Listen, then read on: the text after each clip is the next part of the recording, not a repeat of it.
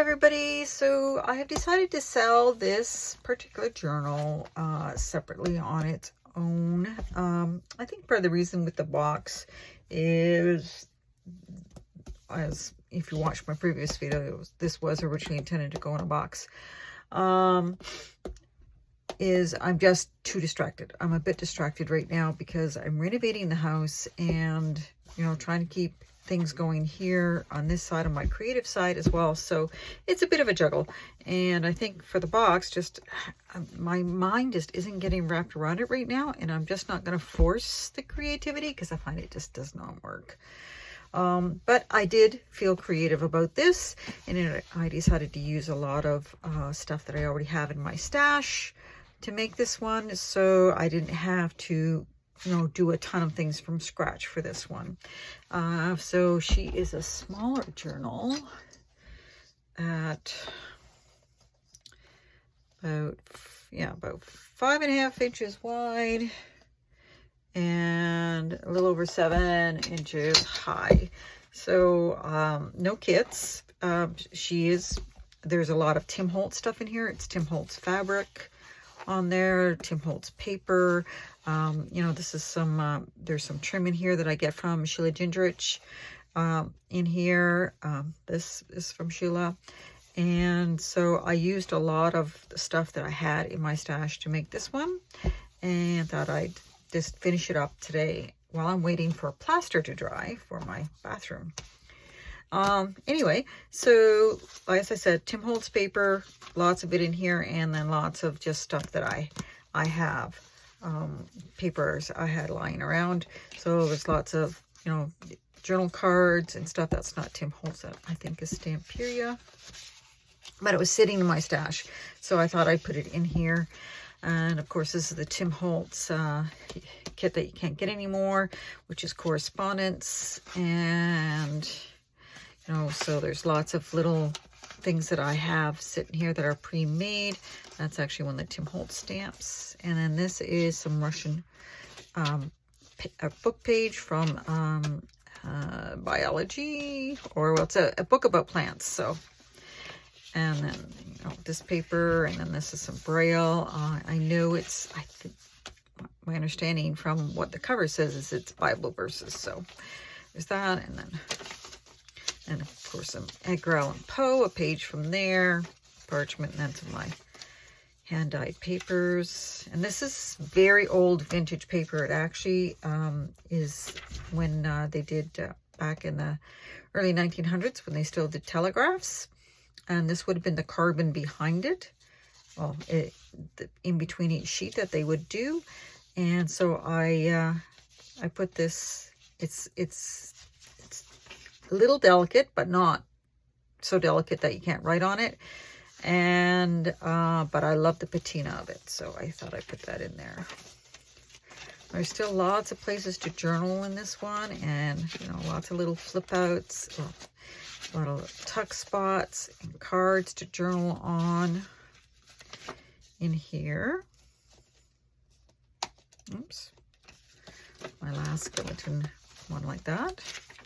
And this was, this is envelopes, window envelopes that I took, and I made some nice journaling cards to go in. Really good size.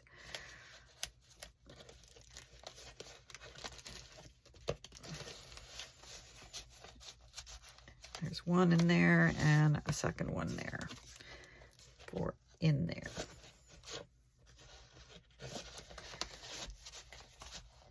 So lots in there. And then this is a little envelope that I had already pre-made. It's from Nick the Booksmith, and then one of my little faux slides inside of it. And this is some Sheila trim there too as well. And then there's another tuck spot. This is actually, I think these are kind of neat, but this is actually from bread. I don't eat regular bread because my stomach doesn't tolerate gluten well. So if one gets in the house from somebody, I snatch it out because I think it's just kind of an interesting little thing to have. Different papers and lots of tags, like pre-made tags and things that I made, you know, this is a little tuck spot for little teeny tiny tags. And then this is from a French dictionary. And some more of that very old paper. And a French, that's a French book page. And then another pre-made stuff here. And then these little, there's a little tuck spot there for those stickers that you can stick anywhere. I'm not sure if they're stickers. They might be sticky on the back, but I use glue anyway. So another couple of journal cards that I made with little tabs on them.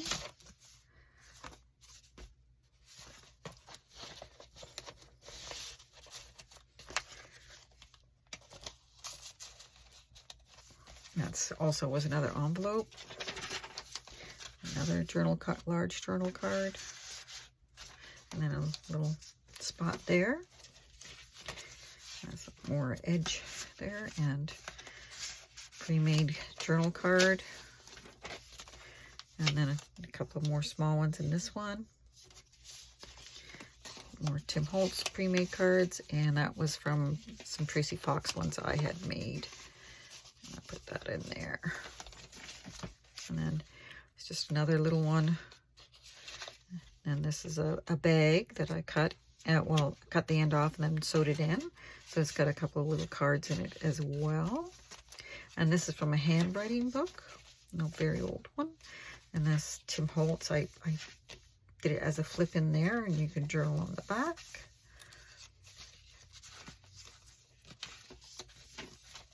And there's the other side of that bag with some more journal cards in it. And there's a little pocket in the front of it too. Ooh, come on. There we go. It was stuck. I guess I put it in when it was still a little sticky.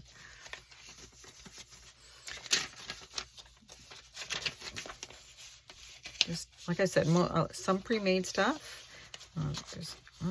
I know there's a little faux stamp down there somewhere. Where is it? I want to come out. Here. Okay. Fine. You gonna be like that? Or maybe it did come out. Oh, it did come out.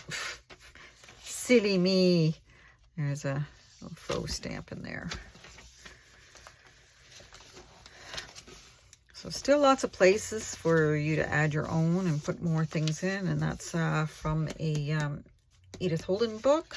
And there's lots of goodies in here. And that's a Stamperia bookmark. And then some pre-made stuff, pages and stuff in there.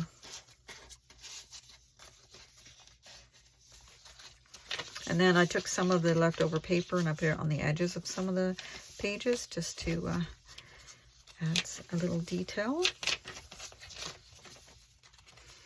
I like the way it looks.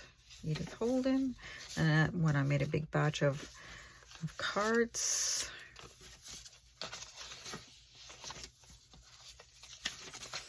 And there's another tuck spot there, and that's one of the Tim Holtz stamps, faux stamps. Another Tim Holtz flip. This is glued as well, as I put some washi tape there.